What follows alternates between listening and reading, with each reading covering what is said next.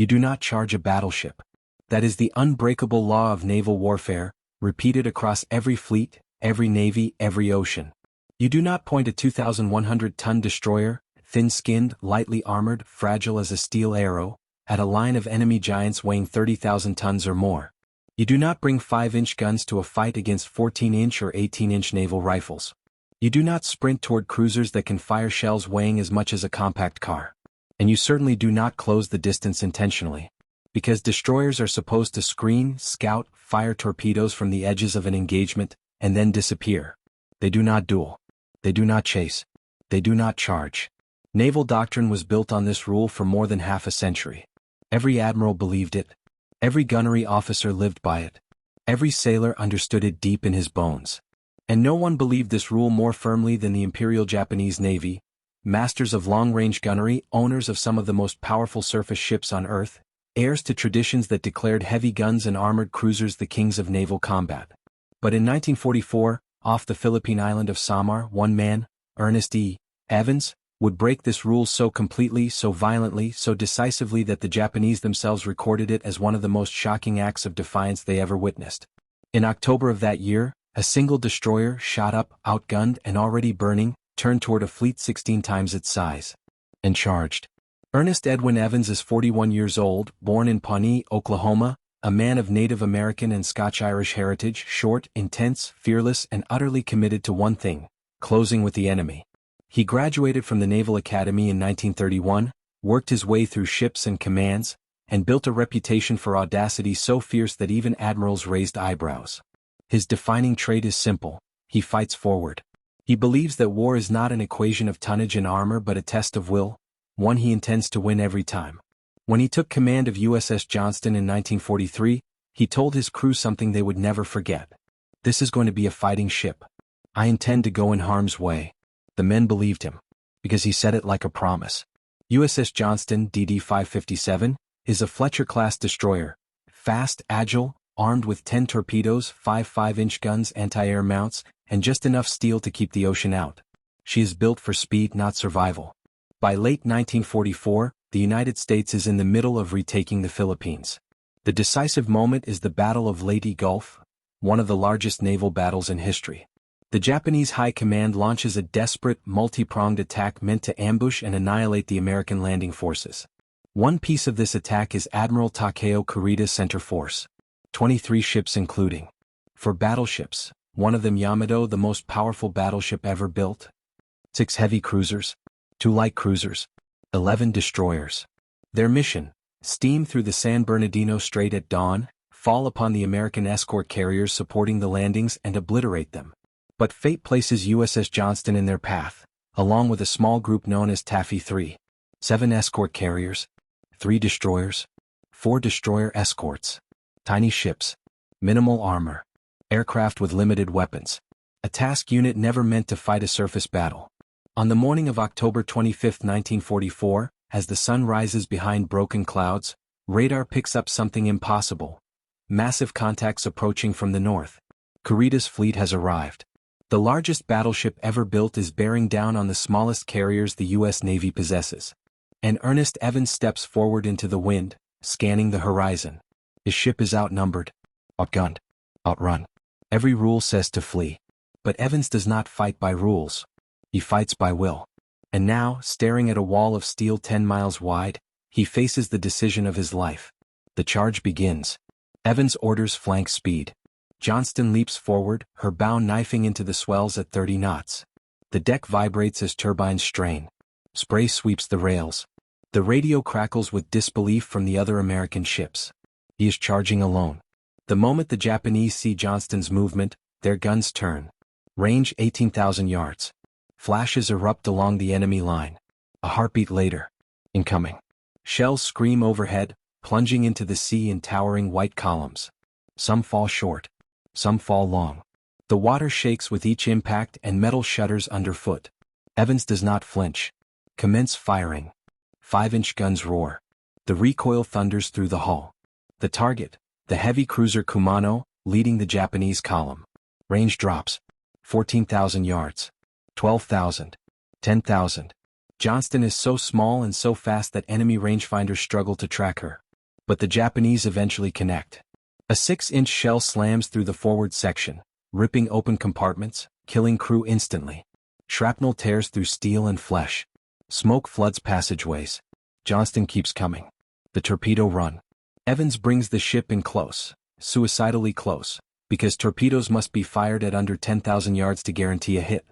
Range: 9,000, 8,000, 7,000. The entire Japanese battle line is firing at him now. Launch. 10 torpedoes blaze into the water, white foam swirling around their wakes as they streak toward Kumano. Seconds stretch into eternity. Then, a massive explosion erupts under Kumano's bow. Metal shears. Water surges in.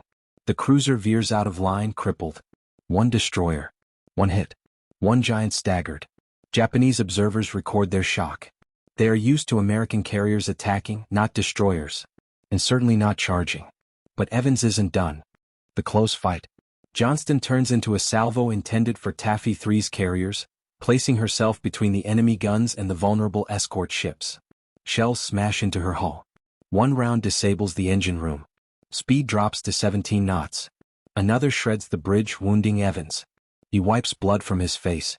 He continues commanding from the deck, exposed to fire, shouting orders through the wind. Cruisers close in. Johnston fires continuously. 5-inch shells every 3 seconds. Anti-air guns repurposed for surface fire.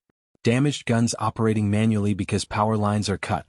Evans directs fire at Chikuma, a heavy cruiser hammering USS Gambier Bay.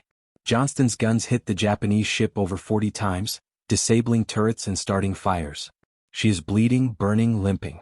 But she is hitting back harder than anyone expects. The enemy reacts. At 9:20, Japanese Vice Admiral Mato Magaki writes in his log that American destroyers are charging with reckless audacity. Another Japanese officer, watching through binoculars, says, "They were small but they came straight for us. But the price is growing." Shells tear into Johnston's stern. The aft turret is destroyed. Steering begins to fail. Water floods compartments. Still she fights. The major revelation, CTA placement moment. Johnston has been fighting for nearly 3 hours, alone for many of those minutes, and no one on the Japanese side can believe it. Because the shock is not that she attacked. It is that she keeps coming back.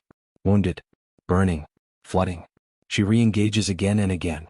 Japanese ships begin to break off pursuit of the carriers, because they are too busy defending themselves from one destroyer that refuses to die. And that is the revelation. That is the moment that breaks the rule of naval warfare. A destroyer has become the aggressor. If you find this kind of forgotten history as fascinating as we do, we'd be honored if you'd hit that subscribe button. We believe these stories of courage and sacrifice deserve to be told. And by subscribing, you help us ensure they aren't forgotten. Final stand. By late morning, Johnston is barely moving. Shells have taken down both fire control radars. Most guns are silent. Casualties are rising.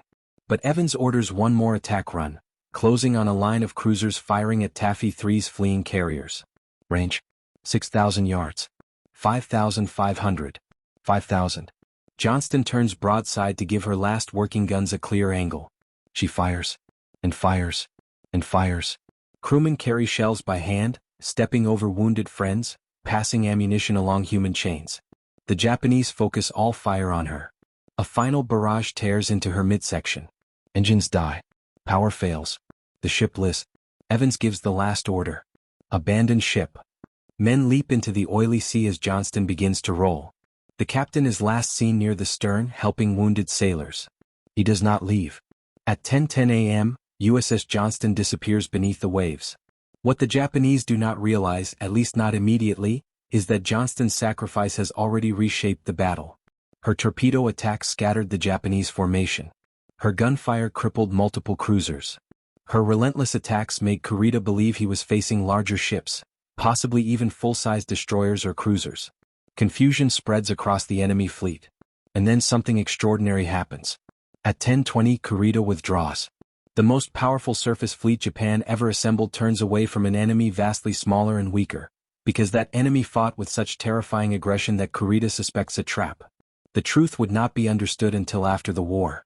Taffy 3 survived because a single destroyer shattered the enemy's nerve. Japanese naval staff later wrote, "The ferocity of the American destroyers was astonishing. Johnston's final charge became a psychological and tactical turning point. When survivors are rescued nearly 2 days later, floating among debris and oil, they speak of one man above all, Ernest Evans. Half Cherokee, half Scots-Irish, all warrior. He is posthumously awarded the Medal of Honor, one of the very few destroyer captains in history to receive it. Of the 327 men aboard Johnston, only 141 survive. Many were 19 or 20 years old. Some never learned their captain's fate. But they all knew one thing. He kept his promise. This was a fighting ship. And he led it into harm's way. To this day, deep under the Philippine Sea, the wreck of USS Johnston rests at a depth of over 21,000 feet, one of the deepest wrecks ever found. Her hull bears the scars of the fight she chose. Her story matters now because it proves something timeless. Courage is not measured in tons of steel or size of guns. It is measured in will. If this story moved you, please hit that like button. Every click tells the algorithm this piece of history is worth remembering. We're dedicated to rescuing these forgotten stories from the archives. If you want to join us on this mission, please subscribe and turn on notifications. Where are you watching from? Drop a comment with your city or state and tell us if someone in your family served. Thank you for ensuring that Ernest Evans and the 186 men of USS Johnston do not disappear into silence. They deserve to be remembered.